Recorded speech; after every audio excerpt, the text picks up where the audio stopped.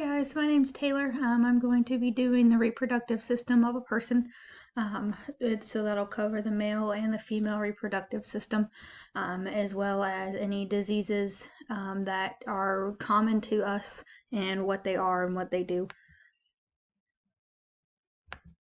In obvious words, it's how we reproduce. It's what keeps the survival of people. The male offspring will produce sperm, which fertilizes a woman's egg, which is a woman carries.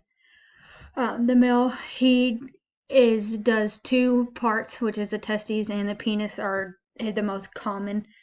There's more that goes into that, but that's the most common of the reproductive system. That's where your sperm is produced.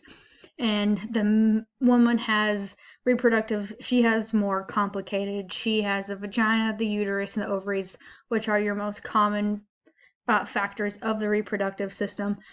So in order for a woman to reproduce, an egg is sent down her fallopian tube during what we call ovulation. And if the egg is not fertilized by a man, then it is sent into menstrual, which is when a woman goes on her menstrual cycle, she sheds her egg. The most common disease in women is cervical cancers. It affects about 11,000 women a year, and it's usually ends up being genetic. So it comes from your family down the line, usually on the woman's side of the family.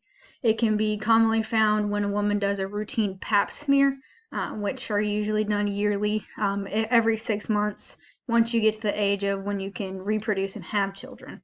And it's more common the older you get, the more you should have. Cervical cancer, it affects the reproductive system by spreading to other parts other than the cervix. So it can spread to a woman's all internal organs, breast, and it can turn into breast cancer. And it can spread, mostly it spreads to the liver and then her reproductive organs, and it often causes infertility. Like most cancers, surgery and chemo is the most often recommended. Surgery is usually the last resort versus chemo. The most common disease in men is prostate cancer. 191,000 men are diagnosed with it every year. Most cases, 6 out of 10 cases, are usually men older than 65.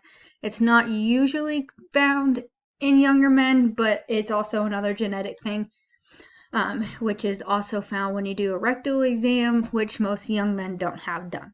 It can cause infertility, which if you're an older man usually isn't an issue.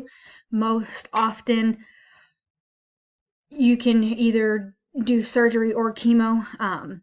Surgery is you have to remove your prostate gland and or a testicle, probably both, which is where your infertility comes into play.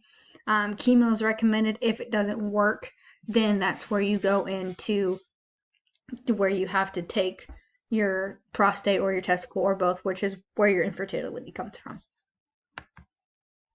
Thank you.